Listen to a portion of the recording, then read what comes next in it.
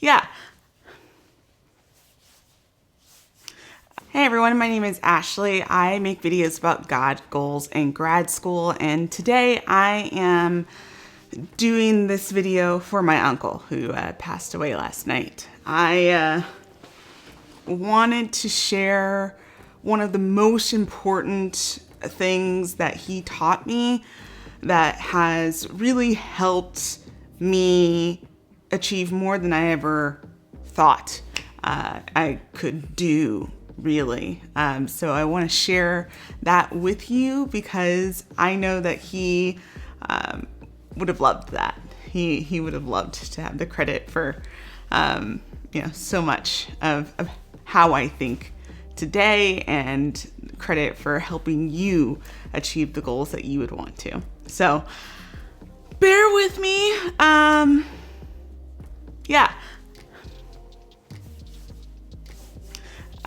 So I'll tell you a story. I distinctly remember this because it was in the parking lot of a Walmart.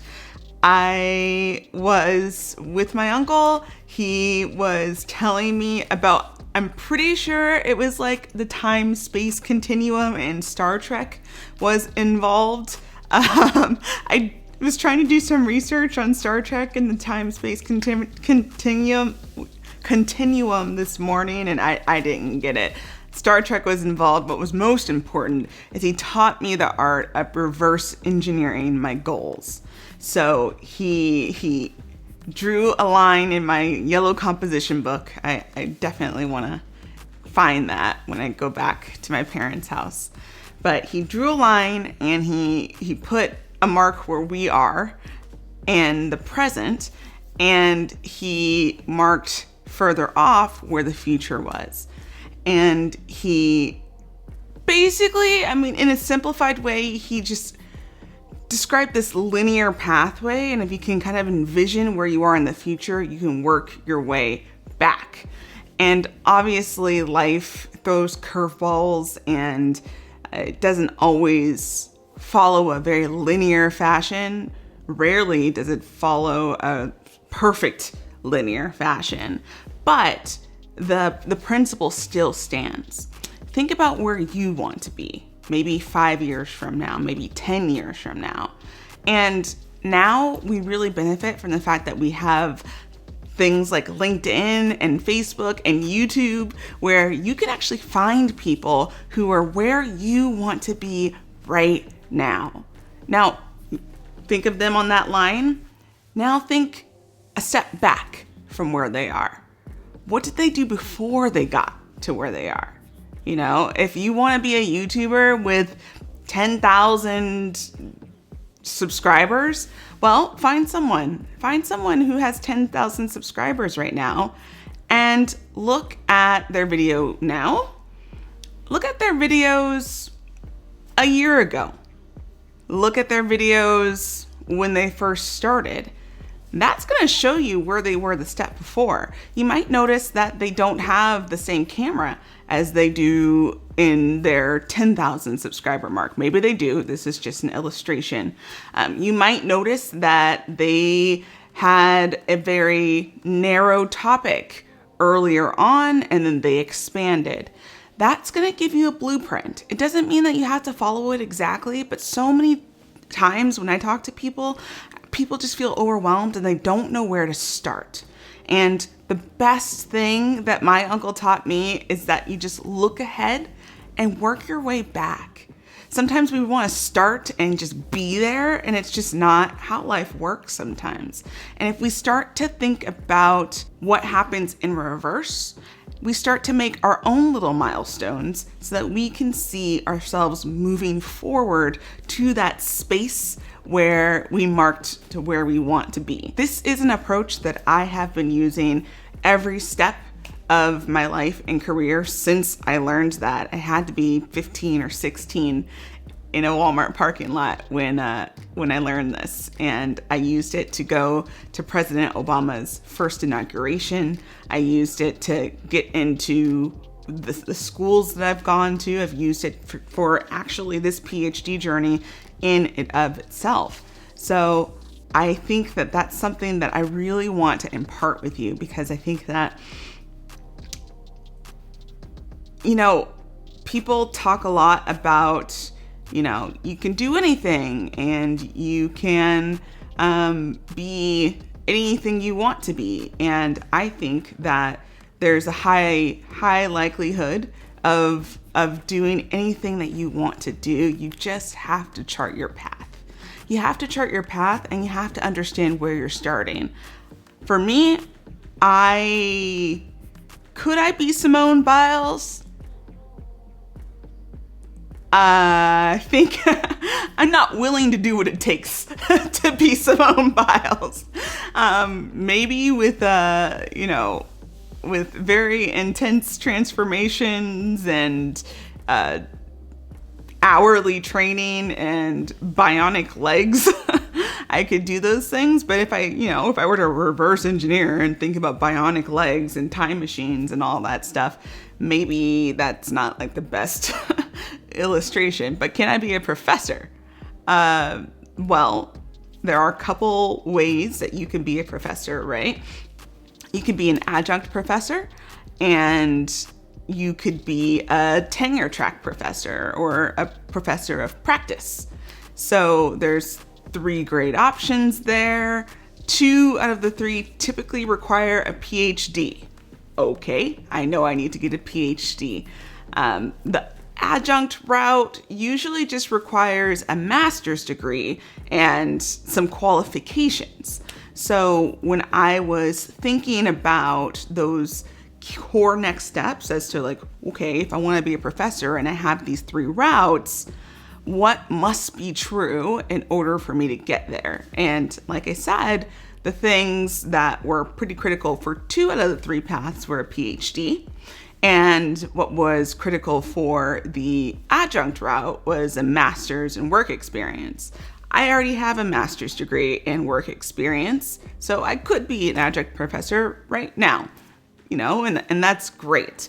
And I can, think about, well, what do I need to do now that I already have a master's degree and in work experience? What do I do next? Well, I need to go find a school that is hiring adjunct professors. And so now that I know I need to find that school, now I need to understand, okay, well, what does an adjunct professor need in order to get a job at a school? Well, that's what the job descriptions are for. Or now that we have LinkedIn, it's just so easy to go on LinkedIn, reach out to someone and let them know, hey, I am a student at X, or hey, I have really admired your career path and I'm really looking to do something similar. Would you mind spending 15 minutes with me on a call to share a little bit more about your journey? It's just so amazing how generous people are with their time, especially if they can help somebody, and especially if you're a student. So if you are a student, I want you to cash in on that status, because that is the key to basically any door. Case in point, in senior year, I had a career assignment. This is senior year of high school. And part of our component was job shadowing. And at that time, I thought that I wanted to be the editor-in-chief of 17 magazine. You couldn't tell me anything. Like, that was what I wanted to do. And I used that technique that my uncle taught me. I opened up, 17 magazine was in New York and I was in California, so I knew that wasn't the most feasible, but I really loved Entertainment Weekly. And so I opened up Entertainment Weekly. I looked at the masthead, which is basically the long list of staff and the people who put the magazine together. And I found a name of one of the editors and just reached out and emailed them. I emailed her, and did I have her email? No. But pro tip, a lot of times for company emails, it's usually first dot last name or first initial last name and different kinds of variations. So I just played around with them, created a whole bunch of them, put it in my two. Usually what I do is I'll put one of the options in the two and all the other options in BCC so it doesn't look too crazy, and then send it. If you get a bounce back, you know you didn't get the right email, so you try again. And it works, guys. It's like one of those things where you think that, oh yeah, like that doesn't seem like a feasible thing. Who's going to listen to me? How am I even going to reach them? And that editor replied to me, and she let me hang out with her in LA.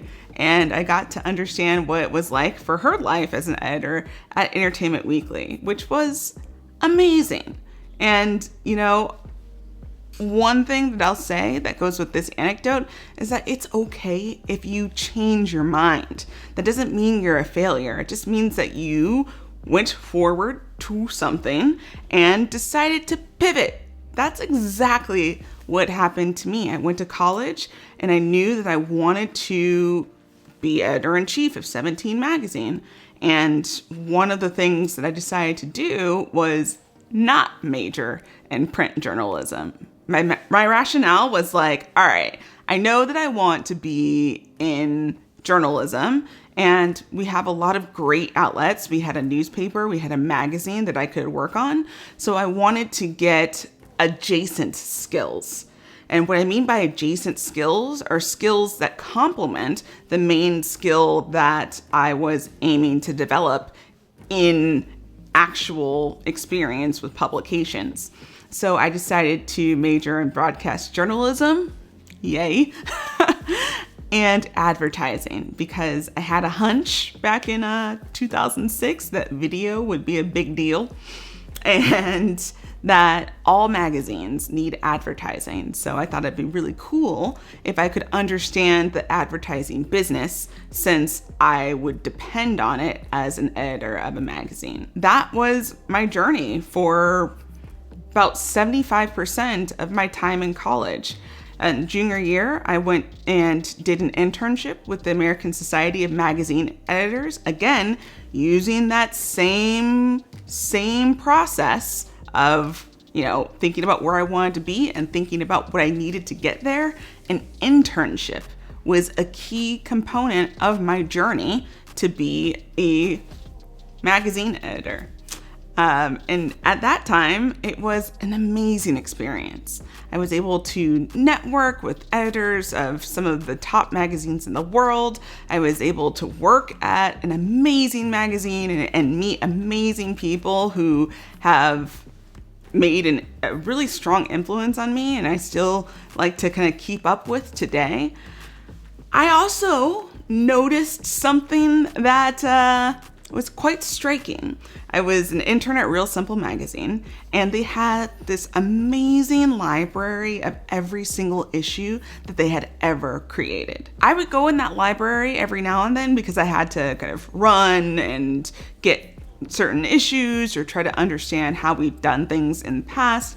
And I noticed something when I was looking in that library, and it was that the thickness of the magazines as time went on was getting skinnier and skinnier. And really what that means is that there are fewer and fewer advertisements. So for me, you know, I'm a California girl in New York trying to, you know, start from the bottom and get there. And I saw that money was leaving the industry. I experienced what it meant to live in New York City by myself, and barely. It was barely like a tester, really, because my parents paid for room and board.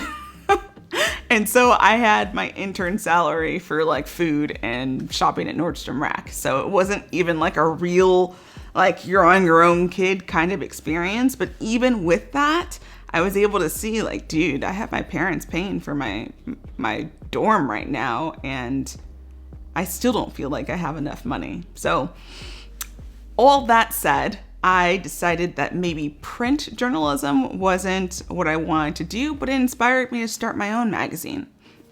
I started my Everyzine. I hired teams from all over the world to really help from the engineering and the content side. And it was an amazing experience. So in a sense, I got to be my own editor-in-chief. And that was a great lesson that I can build on and have built on, because here I am right now creating content still. And if it weren't for my experience working in magazines and television and things like that, I wouldn't be right here. And so I want to reassure you that even if you use this method and you go along the way and you find out, you know what, maybe I don't want this, it's okay. You can repurpose it. I really do believe that no experience is a waste, you know? So I want to reassure you of that, because like I said, you couldn't tell me anything differently. I was going to be an editor-in-chief of a magazine, and then I became I became an administrative assistant at a movie studio, and then I became a project manager. I became a de facto office chief culture officer at a tech company. Worked at a startup, went to business school, and then became a consultant, and then became a PhD student. So if you look at my LinkedIn right now and like click load more, you can see every single step of my journey, and it does not look as linear as I had imagined starting in that Walmart parking lot. But let me tell you, having that sense of direction has paid dividends, because it doesn't matter if you don't get to that future point. If you're living intentionally and you're just not letting life happen to you on accident, I personally think that that is a really fun way to live. It's a way for you to create your future, and you have every single right to change.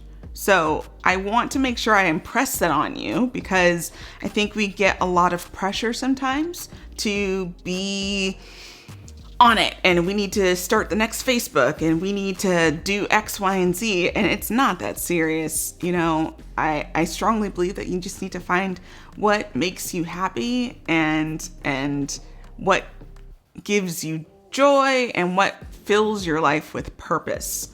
And purpose and money don't always go hand in hand.